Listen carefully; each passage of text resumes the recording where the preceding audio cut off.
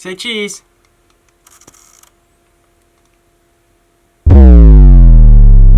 What is up, homies? My name is Felix, and I'm here back again with another video for you all today. And in this one, I'm going to be teaching you guys how to make like emo rap / emo trap, whatever you want to call it. The two main artists that would really fit into this category are Lil Peep and Lil Tracy. I know there's probably a million other rappers that do the same kind of genre as well, but as far as I know, who really started it and really pioneered it was Lil Peep. So yeah, basically, I'm just going to be teaching you guys how to make those style of beats today. These beats mainly just consist of a guitar part and then a pretty simple trap drum pattern. So yeah, nothing too complicated, but they sound really nice and I like these style of beats a lot. So yeah, make sure you guys check out my Instagram and my SoundCloud down in the description below, along with the playlist of songs I produced, my beats from my Discord, all that stuff. Go check it out if you guys want to. And now we can get into this video. And the first thing I'm going to show you guys is the guitar related portion, and this is a really cool trick that literally anybody can do. If you have no guitar experience at all, if you have 15 years of guitar experience, whatever, you can do this. Alright, so basically what you're going to want to do is grab your trusty old guitar, whichever guitar you may choose, and once you have your guitar tuned in standard tuning and everything,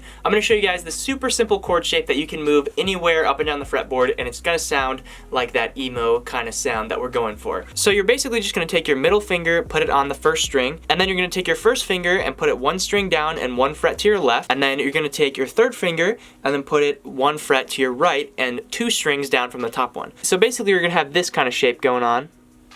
And now when we play this, you guys will instantly recognize this kind of sound. As you can hear, we got that instant emo sound going on. The awesome thing about this chord shape is that you can move it literally anywhere and it's going to sound good. So you don't have to play it right here. You can play it here if you want. Or you can play it here.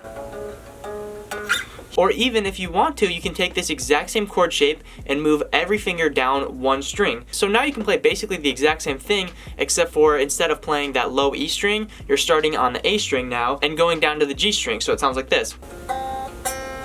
So that's just one variation that you can use, but instead of making kind of like a triangle shape where your middle finger is highest up, what you can do instead is take your first finger and put your first finger on the low E string, any fret that you want, and then take your middle finger and move it two strings down and one fret to your right, and then you take your ring finger here and you put it on the A string two frets over from your first finger. So now you have this kind of sound. It's a little bit more uplifting than the other one. So yeah, that's another kind of emo chord shape you can use, and you can apply that to the A string as well down here.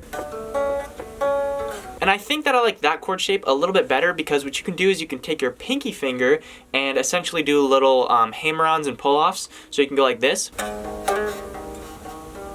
Another thing you can do if you're playing this on the first fret is you can take your middle finger off at certain points, so it'll sound like this.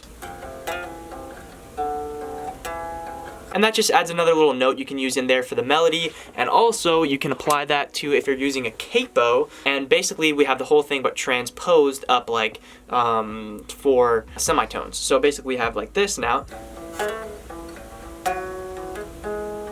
So the guitar part that I'm going to be using for today is basically just a combination of these different things. So what I think I'm going to play for today's beat is going to sound kind of like this.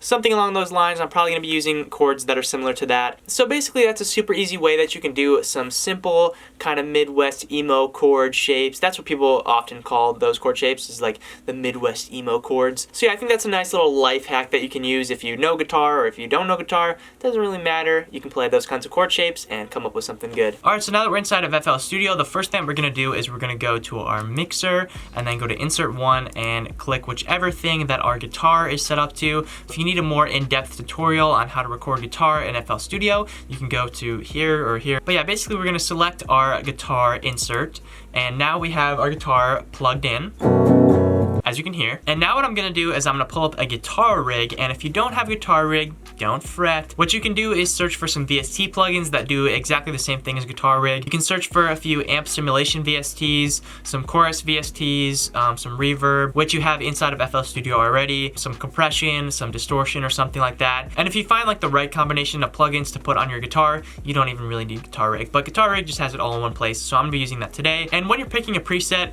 or if you're just doing your own effects and stuff, you don't don't want to pick a preset that has too much distortion on it, because a lot of time the guitar is pretty clean on these beats. It's not too distorted, whereas you would get with more of like a pop punk sound or like a punk sound in general. So I'm gonna go with one of my favorite presets, Clean and Warm, and you just get a nice little boost and a pretty clean tone. So now that we have our guitar rig or our whatever other effects we've put on, we can go underneath that, make sure it's underneath, and then put an Edison on. If you have a tempo in mind, you can turn on the metronome, but if you don't, you can just play the guitar loop and then sync it up to whatever tempo that it turns out to be. So I'm just gonna do the second option because I don't really have a tempo in mind. So we're gonna hit record, and then we're just gonna record our thing.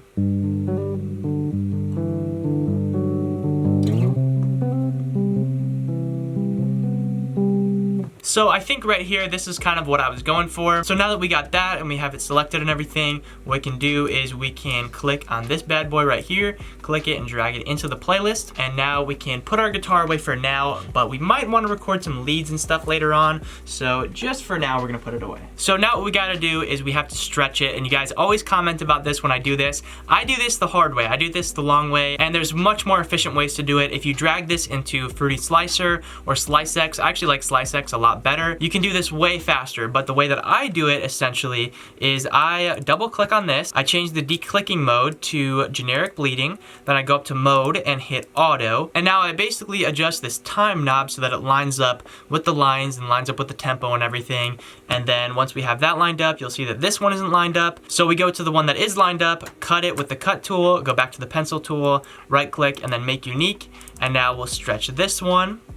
And now this one's lined up, and we go cut right here, pencil, make unique, and then we do that for every section and every note that's not lined up with the lines. So yeah, I know that's a very inefficient way of doing it, but that's just my habit, that's my way of doing it, so that's how I do it. Also, another thing that I forgot to mention about the tempo is that the tempo can literally be anything that you want. Whatever you end up playing your guitar sample at, you can leave the tempo at that, and a way to figure that out is by playing the guitar sample and then right-clicking on the tempo thing, and then doing tap, and then just tapping along with the BPM of the guitar sample, and then you'll get like a rough estimate of what your BPM is. But however, you can also adjust the tempo however you like. It doesn't really matter as long as you have that main kind of melodic emo guitar sample. Whatever fits your song is what you should do. But once you have your sample chopped and everything, what you can do is you can hold control, select this, and now go into your mixer and then hit this red little button here, and then just do Alt and then R. And now this exports your chopped version of the sample as an audio clip so that you don't have 500 million different sections. And now you can go to Tools and then Macros and then Purge Unused Audio Clips, and it'll get rid of everything you're not using. So basically from this point forward, our job is pretty simple. We just gotta add some trap drums onto this,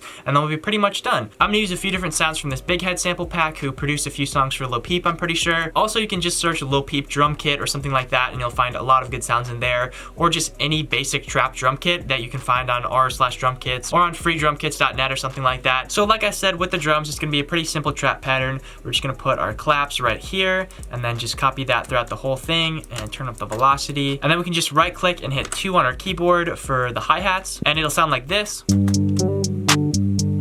And you can already hear that we're getting that sound going. So now what I want to do is put the kicks in, and again, we're just going to put a super basic trap pattern, so something like this.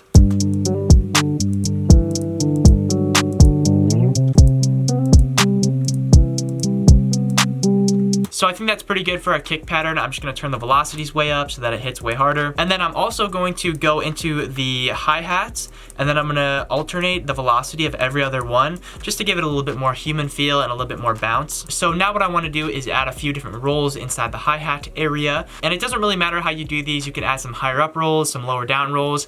But one thing that I would say is that a lot of times you don't want like South Side style of rolls where it's like this. That is just a preference thing, but I think that the rolls sound better when they're a little bit more spaced out like this. I feel like that just makes it flow a little bit more and gives it kind of more of a kind of vibe, you know what I mean? So we have our rolls going on here, just a few different basic rolls, and then I added this open hat in here, and it just plays right before the second and the fourth clap. And then also I'm gonna add this percussion in here, and I'm just gonna add this in here for a little bit more bounce. Also, if you want to, you can turn up the swing a little bit, which is this knob right here. In other versions of FL, it'll probably say swing next to it, but I'm just gonna turn it up a little bit. It's probably not even something that you'll really notice, but it makes a little bit of a difference and adds a little bit more bounce to your track. All right, so now what we can do is the 808, which actually is pretty simple for this one. All we have to do is know these first notes that we're playing. So right here, that one, and then this one here. So, and that's gonna be a G note, and a C note. And that is how we know what bass notes or 808 notes that we should use. So we're just gonna go in here and put in the G and then the C. And now this should sound good.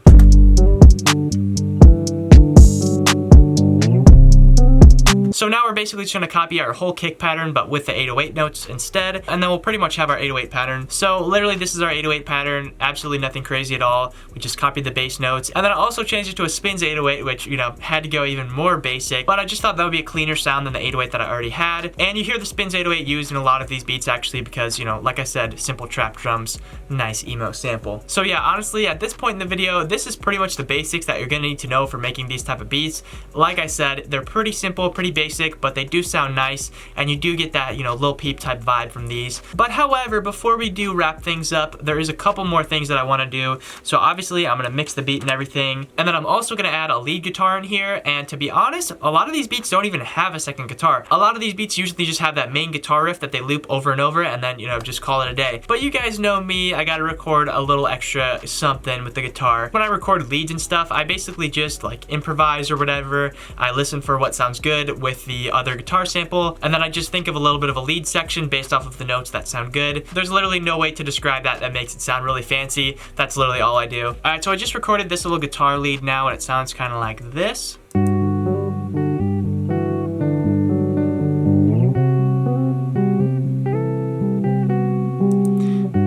And then there's also another 4 bars that switch up and stuff as well. But what I think I'm gonna do now is maybe add some strings or something into here just to give it a little bit more of a vibe going on. I might add maybe like a pad or something. I just wanna add another layer so that this doesn't get like too repetitive and that doesn't get too stale, you know what I mean? And the pad or the strings or whatever doesn't really have to be like right in your face, just something to add another layer and thicken out the melody a little bit. All right, so I just added this super subtle violin sound.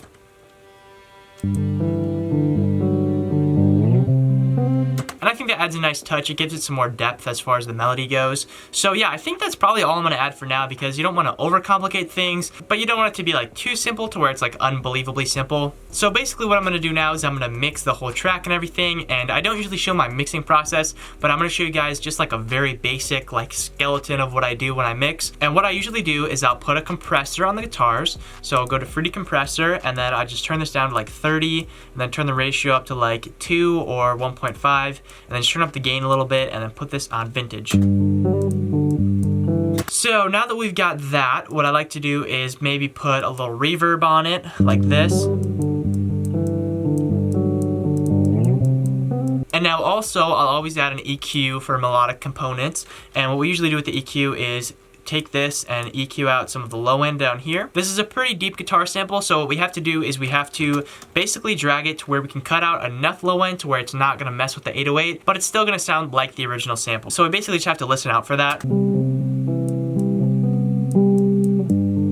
So right about there seems fine. I probably could cut out less or more or whatever, but I think that sounds good for now. And that's honestly probably all I'm gonna do for this guitar, except for also I'm gonna make it more stereo like this.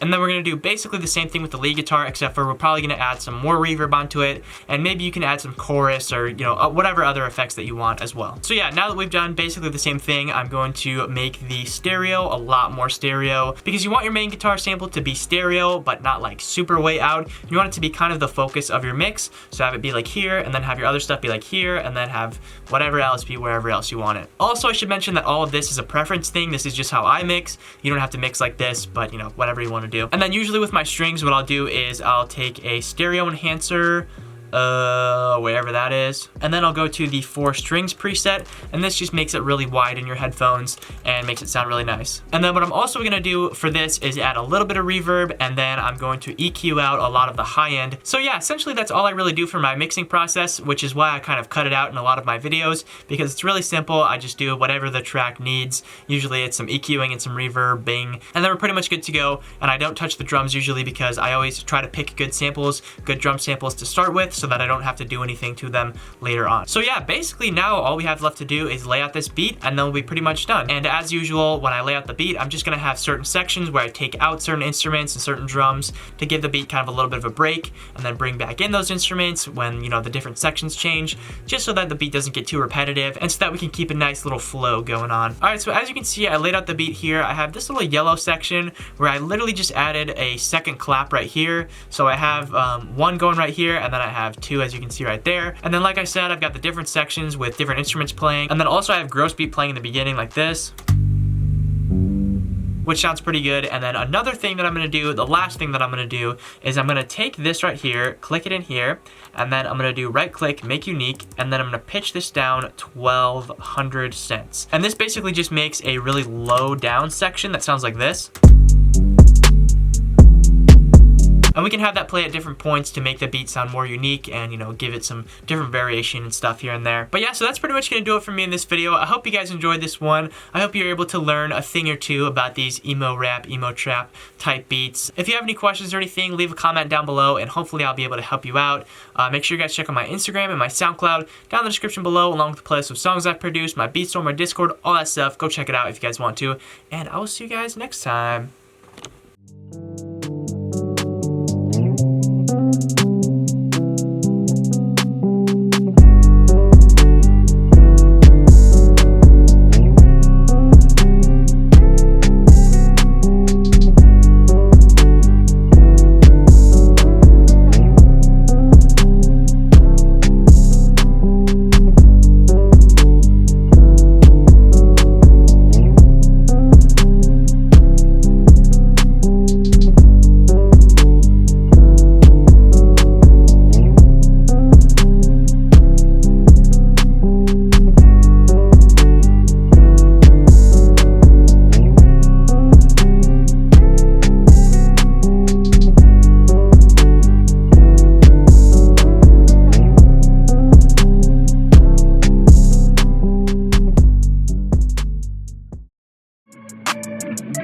Baby, come follow me. We could go somewhere far